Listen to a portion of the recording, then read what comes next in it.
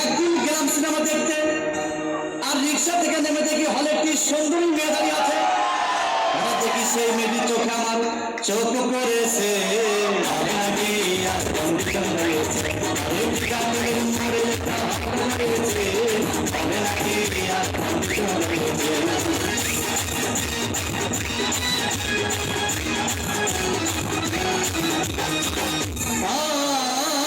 ভাই হাউসফুল কোন টিকিট নাই, ব্লকের 10 টাকার টিকিট 20 টাকা দিয়ে কিনে নিয়ে কোন রকম ভিতরে বসলাম। হঠাৎ দেখি পাশে চেয়ে সেই মেয়েটি আমার পাশেই বসেছে।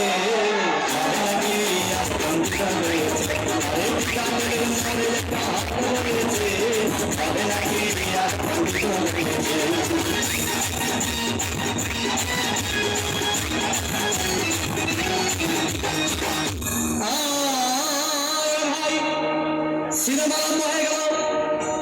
রাজ্জাক সাবানা যখন প্রেমে হাবুডুবু খাচ্ছিল, তখন আমার বুকের ভিতর ধূপধাপ শুরু হয়ে গেল। আমি যদি প্রেম করতে পারতাম, তখন দেখি পাশের সিটে বসা সেই মেয়েটি আমাকে সিলটি মেরেছে।